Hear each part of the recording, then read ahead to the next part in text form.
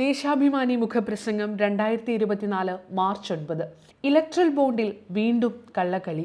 ജനഹിതത്തെയും തെരഞ്ഞെടുപ്പ് പ്രക്രിയകളെയും നീതിന്യായ സംവിധാനങ്ങളെയും എല്ലാറ്റിനുമുപരി ജനാധിപത്യത്തെയും പണവും പേശീബലവും അധാർമികതയും കരുവാക്കി ദുർബലമാക്കുകയും തകർക്കുകയും ചെയ്യുന്ന നിലപാടുകൾക്ക് കുപ്രസിദ്ധമാണ് നരേന്ദ്രമോദി ഭരണം. ഒരു പതിറ്റാണ്ടിനടുത്തായി സംഘപരിവാര അധികാരമോഹം അനുവർത്തിക്കുന്ന നയങ്ങളും പിന്തുടരുന്ന നടപടികളും അത് അസന്നിഗ്ധമായി തെളിയിക്കുകയായിരുന്നു. ഇന്ത്യ വീണ്ടും ഒരു സുപ്രധാന തെരഞ്ഞെടുപ്പിന്റെ പടിവാതിൽക്കലെത്തിയ ഈ അവസരത്തിൽ സമ്മതിദായകർ മനസ്സിലിരുത്തേണ്ട പ്രധാന കാര്യമാണിത്. വിവിധ രാഷ്ട്രീയ പാർട്ടികൾക്ക് കോർപ്പറേറ്റ് ഭീമന്മാരിൽ നിന്ന് അജ്ഞാത ഫണ്ടുകൾ കൈപ്പറ്റാൻ വഴി തുറന്ന ഇലക്ട്രൽ ബോണ്ട് രാജ്യത്തെ പരമോന്നത നീതിപീഠത്തിന്റെ ഭരണഘടനാ ബെഞ്ച് 2024 ഫെബ്രുവരി 15 റദ്ദാക്കിയത് പല നിഗൂഢതകളും കള്ളക്കളികളും പുറത്തു കൊണ്ടുവരികയും ചെയ്തു. അത്തരം ബോണ്ടുകൾ ഭരണഘടനാ വിരുദ്ധമെന്ന് വിധിച്ച ഉത്തരവിൽ അവ സംബന്ധിച്ച എല്ലാ വിശദാംശങ്ങളും മാർച്ച് 6 തെരഞ്ഞെടുപ്പ് കമ്മീഷന് കൈമാറണമെന്ന് സ്റ്റേറ്റ് ബാങ്ക് ഓഫ് ഇന്ത്യയോട് നിർദ്ദേശിക്കുകയുണ്ടായി.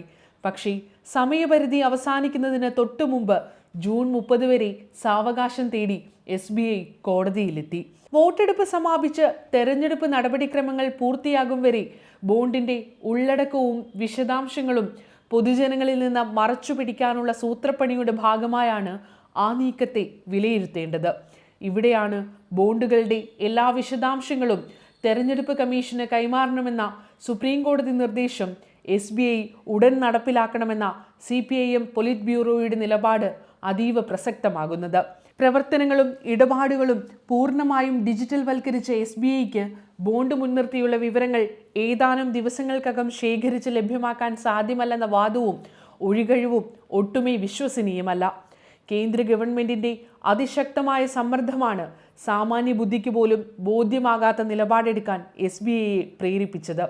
അതിനാൽ ബാങ്ക് എല്ലാ വിവരങ്ങളും കൈമാറുമെന്ന് സുപ്രീം കോടതി ഉറപ്പിക്കണമെന്നും PB ആവശ്യപ്പെട്ടു. ബോണ്ട് വിശദാംശങ്ങൾ കൈമാറ്റത്തിന് ജൂൺ 30 വരെ സമയം തേടി സുപ്രീം കോടതിയിലെത്തിയ SBI കേന്ദ്രം ആവശ്യപ്പെട്ടപ്പോൾ 2 ദിവസത്തിനുള്ളിൽ വിശദാംശങ്ങൾ സമർപ്പിച്ചതിന്റെ രേഖകൾ വെളിയിൽ വന്നത് ദുരൂഹതകൾ പിന്നെയും ബാക്കിയാക്കുന്നു. 2019-20 വർഷങ്ങളിൽ കേന്ദ്ര ധനമന്ത്രാലയം നിർദ്ദേശിച്ചപ്പോൾ വിദൂര ഗ്രാമങ്ങളിലടക്കം രാജ്യമാകെ പരന്നുകിടക്കുന്ന ശാഖകളിൽ നിന്ന് 48 മണിക്കൂറിനുള്ളിൽ ബോണ്ട് വിവരങ്ങൾ സമാഹരിച്ച് സമർപ്പിച്ചതിൻ്റെ തെളിവുകൾ റിപ്പോർട്ടേഴ്സ് കളക്റ്റീവ് കണ്ടെത്തി പ്രസിദ്ധീകരിക്കുകയുണ്ടായി.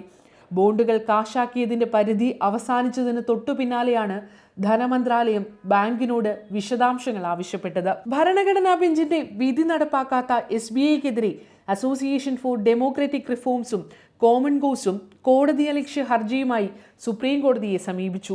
ഓരോ ബോണ്ടിനും പതിച്ചു നൽകിയ പ്രത്യേക നമ്പരും അവ വാങ്ങിയ വ്യക്തികളുടെയും സ്ഥാപനങ്ങളുടെയും KYC സൂക്ഷ്മാംശങ്ങളും വഴി പ്രയാസമില്ലാതെ വിശദാംശങ്ങൾ സമാഹരിക്കാമെന്നിരിക്കെ അധിക സമയം തേടുന്നത് ന്യായമല്ലെന്നാണ് അസോസിയേഷൻ ഫോർ ഡെമോക്രാറ്റിക് റിഫോംസ് വ്യക്തമാക്കുന്നത്.